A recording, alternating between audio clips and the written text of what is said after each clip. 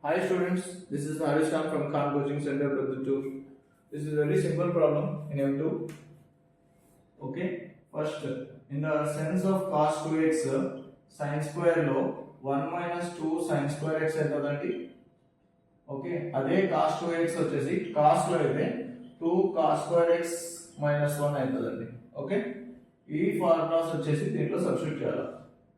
1 minus cos 2x లో ఇది పెట్టండి, ఇక్కడ సబ్స్టిట్యూట్ చేయండి.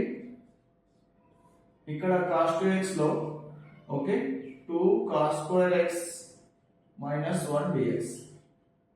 ఇక్కడ 1 minus 1 ఇక్కడ మైనస్ ఇంటూ మైనస్ ప్లస్ అవుతుందండి. 2 sin square x divided by ఇక్కడ వచ్చేసి 1 plus 2 cos square x minus 1 dx. Minus 1 plus 1 minus 1 plus 1 cancel అయిపోతుంది. ఓకేనా, ఇక్కడ 2 2 క్యాన్సిల్ అయిపోతుందండి. లాస్ట్ లో sin square x plus cos square x వస్తుంది.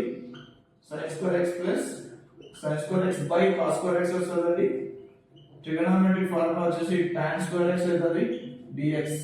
డైరెక్ట్లీ ఇంటిగ్రేషన్ లో tan square x కి లేదండి, అందువల్ల మనము ట్రిగోనోమెట్రిక్ ఫార్ములా ద్వారా secant square x minus 1 లో వచ్చేస్తుందండి.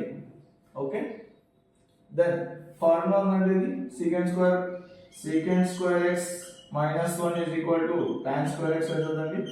అదే విధంగా secant square x minus tan x is equal to 1 అవుతుందండి ఫార్ములా అనేది. ఓకే, ఇక్కడ డైరెక్ట్ మనం చేయండి. secant square x dx minus dx 1 dx. ఇక్కడ డైరెక్ట్ గా tan x అవుతుందండి, ఇక్కడ minus x plus c. 1 dx అంటే x అవుతుందండి ప్లస్ c అవుతుంది. Thank you.